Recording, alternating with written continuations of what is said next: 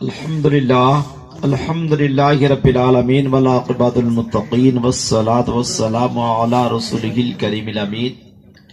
وعلی آلہ الطیبین والطاہرین واصحابہ الہادین المہتدین اما بعد فاعوذ باللہ من الشیطان الرجیم بسم اللہ الرحمن الرحیم قد جاءکم من اللہ نور وکتاب مبین صدق اللہ مولانا العظیم بلغنا رسولہ النبی الامین المبین الکریم نحن علی ذالک لمن الشاہدین والشاکرین والحمدللہ رب العالمین۔ معزز سامعین کرام،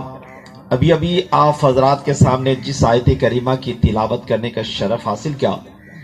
ازیں قبل مناسب نہیں بلکہ میں ضروری سمجھتا ہوں۔ آئیے سب سے پہلے آقا نامدار مدینے کے تاجدار جناب محمد رسول اللہ صلی اللہ تعالی علیہ وسلم کے بارگاہ بکسبنا میں اختصار طور پر درود پاک پر اللہم صلی علی شفیعنا مولانا محمد موجود ولکرم ملک بارک وسلم صلی علیہ الصلوۃ والسلام علیک یا رسول اللہ صلی اللہ علیہ وسلم۔ معزز سامعین کرام، ایک کے بعد دیگر علماء کرام آئے، حج کے بارے میں بہت بہترین انداز کے مطابق واضح و نصیحت کیے، مگر مسلمانوں یاد رکھیں کہ کم سنیں بیشی عمل کریں،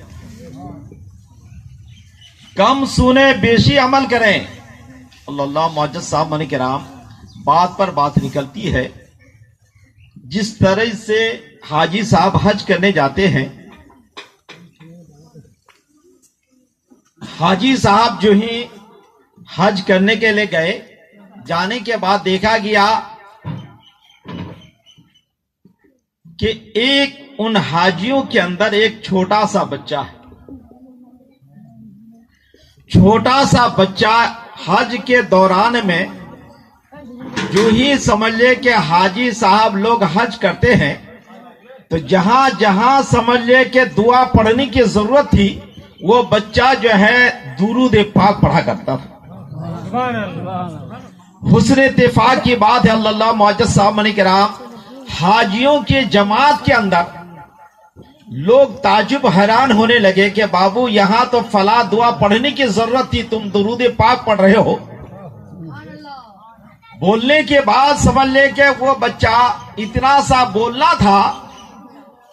بچے کو پوچھا گیا بابو یہاں فلاں دعا پڑھنے کی ضرورت ہے، لہذا یہاں درود پاک پڑھا کرتے ہو، کارن کیا ہے؟ اللہ معزز صاحب کرام، اتنا کہنا تھا، بچہ رونا پیٹنا شروع کر دیتا ہے۔